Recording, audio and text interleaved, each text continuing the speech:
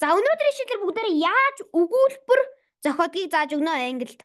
Англи хэлд. За би юм гаргач. За how to build a sentence. Яаж өгүүлбэр зохиох вэ? За ер нь ихэнхдээ ингэж өгүүлбэр зохиодог. За эхнийх нь бол subject тэгээд verb. За subject нь эзэн бий, тэгээд verb нь үйл үг гэж байгаа юм. За тэгээд тэгсний дараа subject, verb, object. За эзэн бий, үйл үг, тэгээд за object гэж ийд ямар нэг юм хэлж штэ тийм. The subject, verb, adjective. Subject чинь за эзэн бий хэлнэ, verb үйл үг хэлнэ. За adjective. За adjective гэдэг чинь юу гэлдэг вэ гэхээр тэмдэг нэрийг хэлж шүү заяа.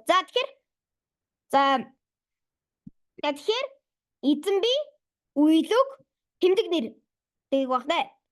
За өөр яаж өгүүлбэр зохиодог вэ гэхээр subject, verb, adverb. За тэр нь за эзэн бий, үйл үг, үйлдэл нэр гэж ингэж зохионо. За бас хамгийн сүүлд нь яаж зохиодог вэ гэхээр subject, за эзэн бий, verb, за үйл үг, noun. За noun гэдэг за нэр үг. За ингэж юу нэг өгүүлбэрүүд байгаа заяа. За одоо жишээлбэл оръё заяа. Жишээлбэл. За subject, за verb хоёрыг яаж өгүүлбэр зохиодог вэ гэхээр за subject нь бол I create гэдэг өгүүлбэр байна. За энэтрээс subject нь I байна, verb нь create. За I create. Би бүтээдэг. За бас I am playing. Би бүтээж байна. За тэгж заяа. За дараагийн тэр л оръё. За би тоглож байна. За I'm playing гэхээр би тоглож байна гэж штэ тийм.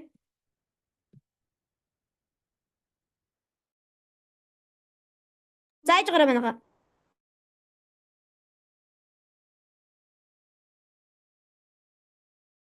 За окей, манайха.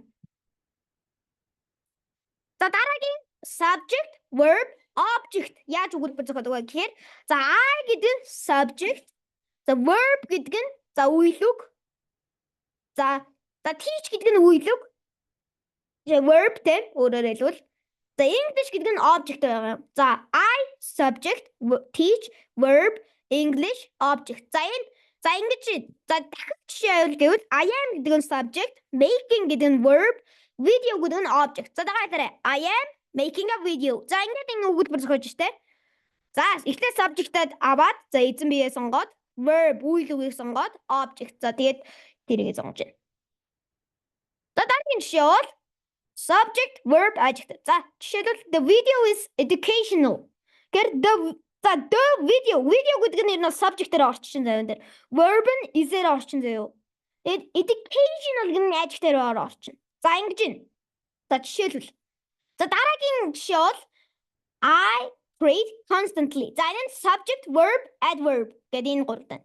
За subject нь бол I байна, verb нь create, the adverb нь constantly. I create constantly. За ингэ өгүүлбэр зохиочлоо. За дахиад жишээ. I am гэдэг чинь subject, filming гэдэг чинь verb, amateurly гэдэг чинь adverb. За тэгэхээр одоо та нар яаж за өгүүлбэрүүд ер нь тэдгийг сурлаа. За баярлалаа.